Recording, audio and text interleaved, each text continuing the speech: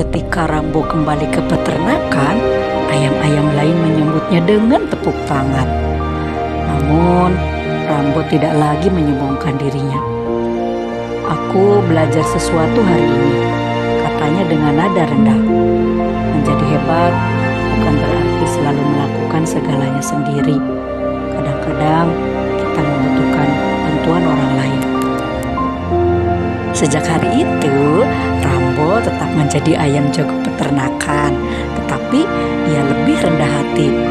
Dan setiap pagi ketika ia berkokok, suaranya menjadi lebih bijak dan penuh rasa syukur.